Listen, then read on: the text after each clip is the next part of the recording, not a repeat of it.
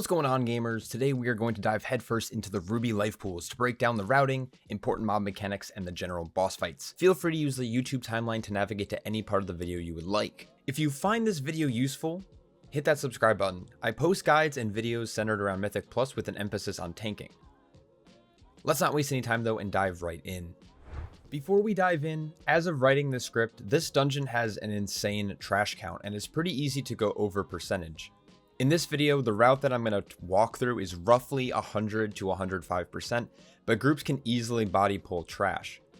I recommend trying to minimize your trash you pull at the start of the instance, since you have certain trash requirements later on that need to be cleared in order to spawn the second and third boss. So with that out of the way, let's take a look.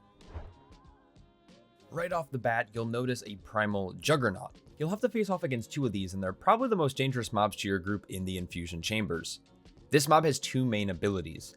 Tanks just need to be ready for their crushing smash. Typically, any type of mitigation will suffice. The rest of your group needs to watch out for the excavating blast, which will deal a massive amount of damage to anyone caught within the blow. This will leave behind jagged earth, a void zone that should be avoided at all costs. You typically want to pull more than just one target to maximize your cleave, so I recommend dragging the primal Juggernaut deeper into the life pools. Here you'll see primal Terra Sentries. These guys will cast stone missiles which will target an area. These are pretty easy to avoid, just don't stand in them. The scary cast is actually going to come from the Flash Frost Earthshaper though. These mobs only have one ability, but a few of them going off at the same time can be catastrophic. This cast is called Tectonic Slam. You want to make sure you are focusing these mobs down and using CC to stop or delay their casts. Lastly, you'll find the Flash Frost Chillweavers. These mobs cast your standard ice bolts at targets. Just interrupt these whenever possible, but the cast you really want to look out for is going to be their Ice Shield. This can really slow down your ki since it provides the target that it's hitting with a massive absorb shield. While it can be purged, it's easier just to interrupt. I should mention that there's whelp eggs all over the place. If you or any of your party or an enemy walks over these eggs, they will pop, spawning infused whelplings. These mobs will hit the highest threat target with cold claws.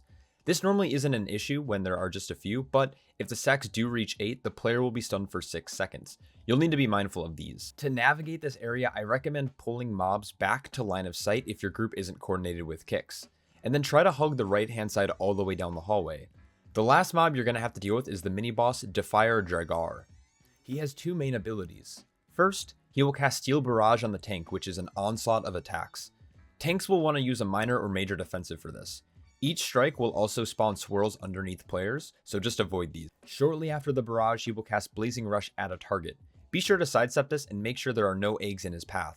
I recommend pulling this boss into the boss room entrance to minimize the risk of him pulling any whelplings. Once you enter the room, you will start the first boss's RP to have her spawn.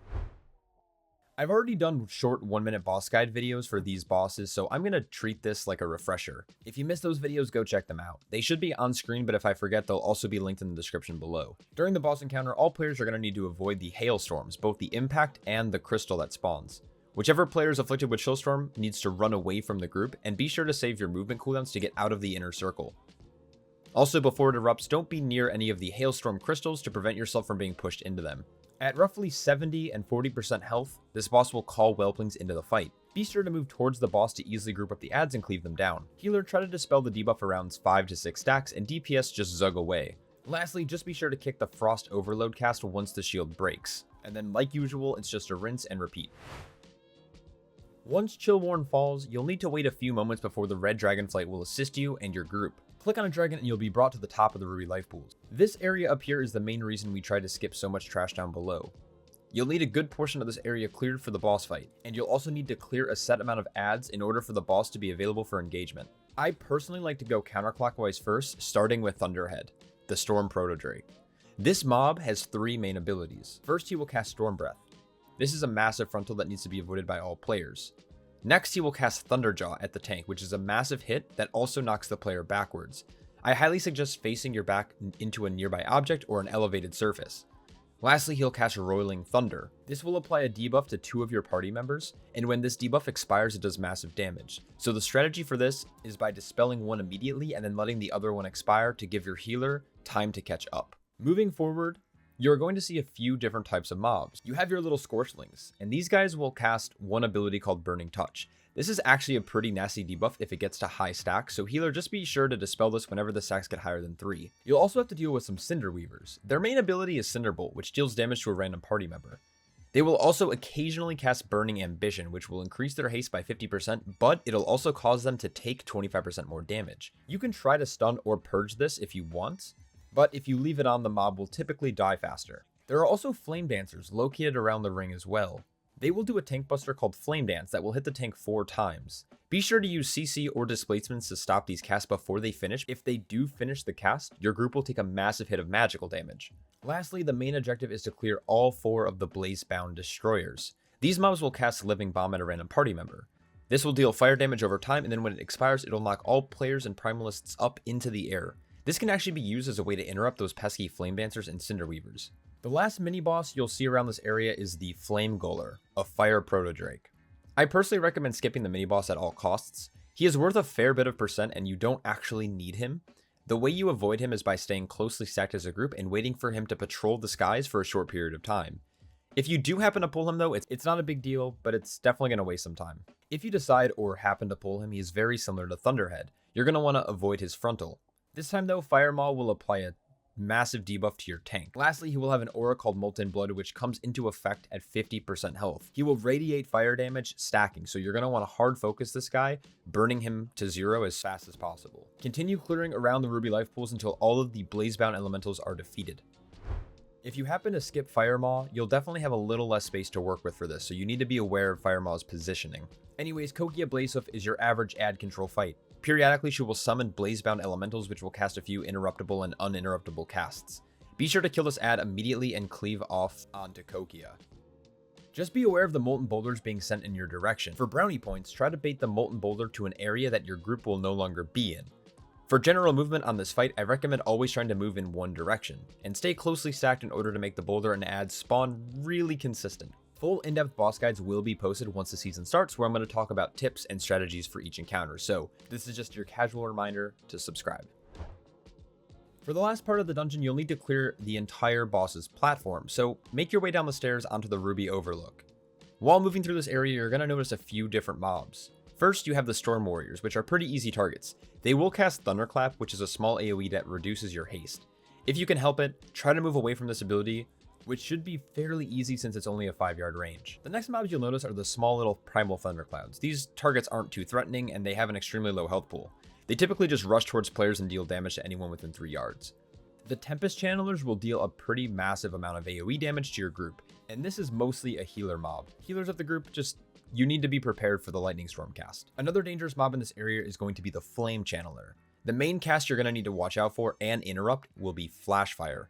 Not only does it do pretty high magic damage, but it will also cleave onto nearby allies, and it will heal the caster for the damage that it deals, so kick this at all costs. Last but not least, you have the mini-boss High Channeler Ravati. Similar to the Tempest Channeler, she will cast Lightning Storm. Her main ability though will be the Tempest Storm Shield cast. This will provide the mini-boss with a decent sized barrier that if it expires will deal the amount remaining to all players within 50 yards. This shield can actually grow in size if there are any nearby Thundercloud mobs, so be sure to save CDs for this one if needed. Once she falls, Major Dorma will be set free and your group is ready to face off against Kyrakka and Urquhart. This fight is more about killing Kyrakka as soon as possible. Try to pull Urquhart back to allow your DPS to cleave Kyrakka down at the same time. Anyone who has the Inferno Core debuff should try to stand near either statue. And then once the Winds of Change is cast, be sure you're dodging any moving void zones on the ground. Tanks need to be aware of the Storm Slam cast from Urquhart and use a defensive if needed. Healers be sure to dispel this immediately so the tank doesn't just fall over. Once either boss hits around 45% health, they will join together and you'll have to deal with an amplified Inferno Core application. If you have Lust or Hero, this is when I would recommend committing it and rushing down Kyrakka's health. The one note I want to mention is that sometimes threat gets reset on Kyrakka when the phase 2 begins, so tanks just be sure to taunt when this happens. And then finally, once both bosses have been defeated, your group has successfully pushed back the Primalist's attack. I think I covered most of the basics. I tried to keep this as short as possible since it's really hard for me to do these types of guides because I'm normally the type to end up ranting up for, hours about the different routes, the optimizations, kicks, CCs, whatever may have you. But don't you worry though, throughout the season, my plan is to make more guides and videos for new and more complicated strats in Mythic Plus. At least that's the hope. If you're looking for more content, check me out on Twitch. Link will be in the description. While I don't necessarily have a stream schedule, I do stream fairly often. And lastly, a massive shout out to Moobs, Nizerk, and Andrew, as well as all my other Patreon supporters, because without them, there'd be much less of this. I hope you're all staying happy, healthy, and I'll catch you all in the next one. Peace.